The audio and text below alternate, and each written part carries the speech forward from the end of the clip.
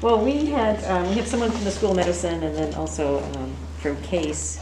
So for first-year med students, there's a mentoring program and to build that support for first generation and rural students who are in their first year of med school. And then PAWS Is for the is for the undergraduates. It's a program, so it's that cohort program of providing support Mentorship. and mentorship. Awesome.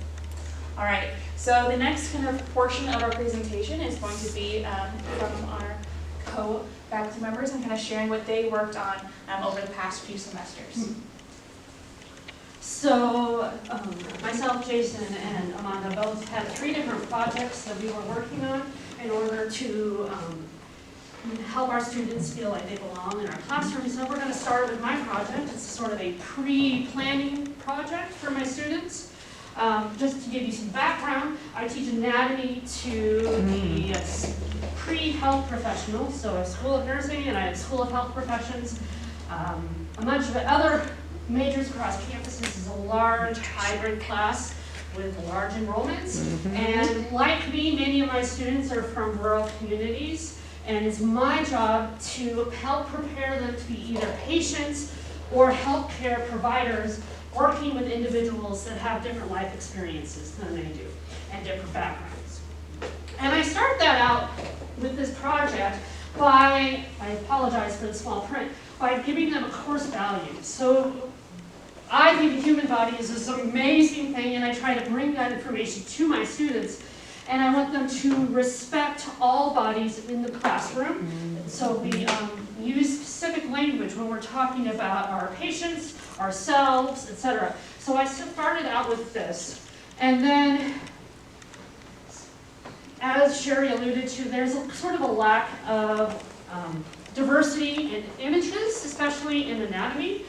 And I've gone to steps to change my materials so that they will be more diverse, so that my students are prepared for whatever they will see in the future population that they are working with.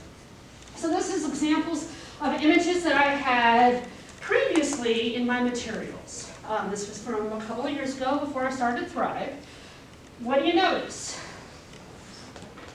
For the most part, without intentional thought on my part, they are relatively homogeneous. So I've gone through and I've been working with colleagues across the United States to find images, etc., that present the same sort of things, but with a more diverse, sorry about the animation, with a more diverse portrayal. So we have in patients of all ages, including we have caretakers and healthcare providers that are going to be looking different or having different life experiences than my students, so that they can be prepared for how these things will present, especially in situations that I don't have here, where their background is going to make a big difference in how you treat and diagnose whatever injury they might have. All right. So closely related to that is I've also gone through my case studies. Previously, I made it very vague. I said, your patient, a gentleman, a woman, he, she, which was fine, but most people were bringing in their own implicit biases about what a patient was going to look like. So I changed it to names. And now, previously I would talk about BMI. Thankfully, a student pointed out to me that that can be triggering for patients or individuals with eating disorders. So I now talk about their weight if it's relevant to the case. If it's not relevant to the case, then that is removed. So if we're talking about stroke, I may talk about their weight. Otherwise, I remove that. We also talk about individuals that are assigned male and assigned female, because that too will present differently, especially when we're talking about their reproductive system. And I used to talk about typical anatomy, which is what we see in most individuals, and I'm changing that now to common anatomy and more uncommon variations that we see or in our patients. So, perfect perfect timing. Amanda Durbach could not be here, but she is highly organized and recorded a presentation. Wow. Ooh. I know. What was that? Oh, we just said. We're just impressed. Forward on the. So go to the presentation mode again. Oh, okay, there you go. Thank you. Project, which was using case studies in my general biology for non-majors course here at the zoo. So this course was a large enrollment course. It was about 420 students the semester I taught in the fall of 2021. The students are primarily freshmen. You have a little bit of everything in that class, but generally speaking, you see all sorts of majors, including green nursing, health professions, communications, arts, and everything in between. To try to think about some of the things that I thought might be acting as barriers to feeling like a student might belong in the class, I thought about those thoughts that students might be bringing with them before they even set foot in the class. And this can include things like I'm not really a science person, so the class itself. They might be coming from a really small school, so seeing those 420 students would be really daunting. Looking around and seeing that they aren't represented just in the visual appearance of the people around them. And finally, thinking how can they be more than just a face in a crowd? How can one person possibly care about all of this? And so when thinking about what to do, I wanted to implement an activity in the class that would facilitate a way for students to meet people. So that way, if you're shy or if you're with social anxiety, this could help with that. Practice that group work and build those social skills. It's hard, you have to work at it. To connect the class material with real world application, to make the science mean something, not just to be something hard and nebulous.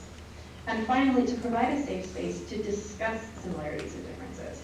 This is especially important for the people who felt like that they weren't being represented. So just because you don't see someone in the class that looks like you doesn't mean that you can't find similarities and make connections with people. And I wanted to figure out something to do to help students be able to recognize this. And so what I did was I incorporated 5 case study days throughout the semester.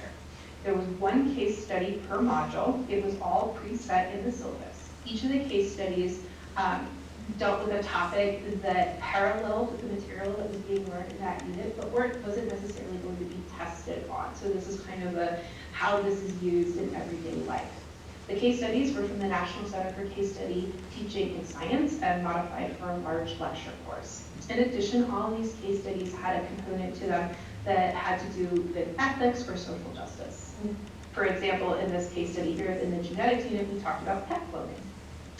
So the logistics of how the case studies were facilitated, the groups themselves were selected by myself and curated using information obtained from a pre-semester survey. And so I figured out information like preferred pronouns, background, preferences on when to complete work, things like that. And those were used to create groups that did not have any lone group members, meaning you never had one female with 3 other male group members.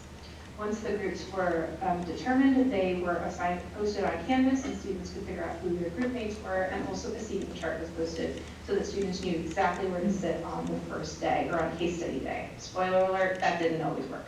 The first day was a little bit hectic, but we got through it. Prep work was also posted about 1 to 2 weeks before the case study day. So this prep work included readings and a set of questions to be answered, and the material was turned in at the start of case study day. This was to make sure that students actually did the prep work and actually were prepared to participate in the case study. Finally, on case study day, the groups sat in their assigned seats. Members were assigned roles like scribe, facilitator, timekeeper, things like that. They went through questions designed to help get the ball rolling and based off the prep work, then additional activities, and a final set of questions to discuss the ethical aspects. So some of the outcomes from this project, I was able to deploy a survey at the end of the semester to get some information on how the students thought it went. I actually got an 82% response rate, and it was voluntary, so I thought that was really great. Overall, the students seemed positive about the case studies more so than negative. In particular, I was interested to see that they were less effusive about how helpful they were for basically studying for the test. So the scores were a little lower here, but they were much higher in the idea that they really were helpful, and the case studies really helped them see how to connect science and real world material, which was the main goal of the project, and I was really excited to see that. Another result that I saw was when I asked how often they interacted with their group mates outside of case study days, about 54% said never, but almost 50% of the class did end up interacting with those group mates outside of case study days. And almost 100 students reported that they interacted with them on almost a daily basis, which means that this was an effective way of helping students find a community, find other students that they might not have found otherwise. And to sum up, this quote that a student flashed was, "I honestly thought the case studies themselves were fine, but a bit boring if I'm being honest. But before the case studies, I was ready to drop out of school and work on my parents' farm. And in my group, I met my now best friend, and they helped me figure out I want to stay and become an agricultural lawyer." So this student was on the brink of dropping out of school and ended up staying because of the case study, because of group work.